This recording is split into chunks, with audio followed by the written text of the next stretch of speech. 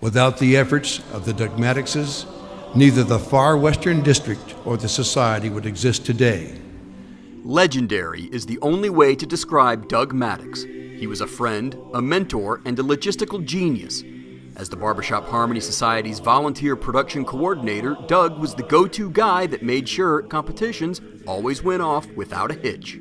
If you've been a competitor at International, he's the last face you see, the last smiling face you see before you go on stage. Doug was a society member and leader for over 30 years. He was a director in the mid-70s, and in 1985, after winning gold with the vocal majority in Minneapolis, he joined his beloved Masters of Harmony and quickly rose to become a shining example of the society's values: hard work, family, and showmanship. Barbershop singers will attest to an incredible degree of brain activity, requiring a superior intellect, musical perspicacity, and acumen. Ladies and gentlemen, let's begin.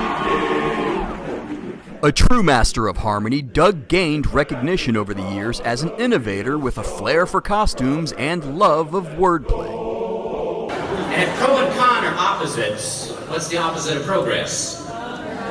Yeah. They didn't get that this afternoon.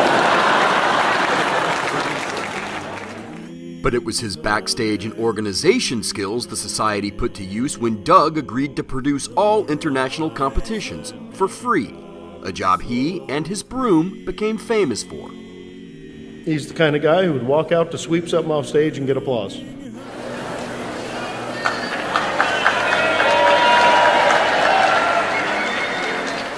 Over the course of his life, Doug accumulated 9 gold medals. In 2014, he received a silver and final medal with Masters of Harmony.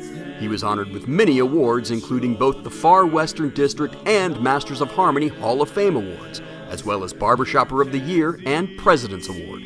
But the recognition of outstanding accomplishment presented to Doug Maddox for his unselfish devotion to the ideals of barbershop quartetting, his continuous support of chapter district and international activities, his desire to keep the whole world singing.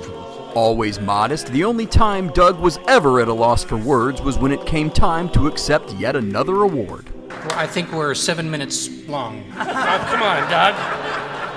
If he was coaxed into saying a few words, he did it with typical self-deprecation. It's amazing to be recognized, for the art of sweeping.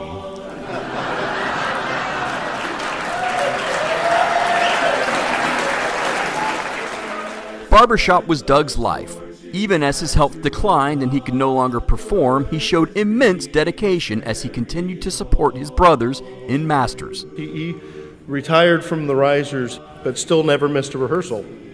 As we ramped up to Vegas, when we earned our silver medals there in Vegas, we presented him with his as he had earned it.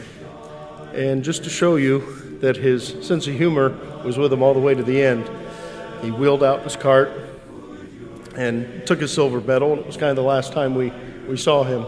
He said, "You know, and I know, that if I had been up there, this would have been gold."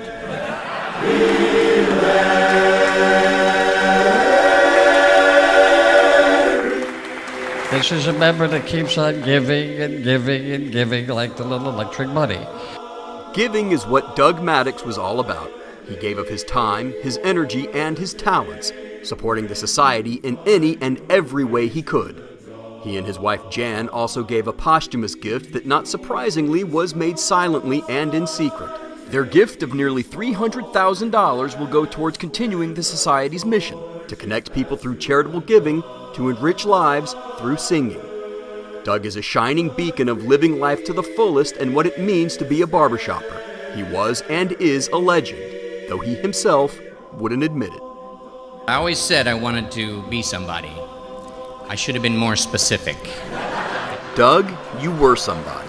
You were husband to Jan, you were a brother, a friend, volunteer extraordinaire, and philanthropist. This Maddox family gift will be celebrated for generosity of spirit and selfless example to others. The dream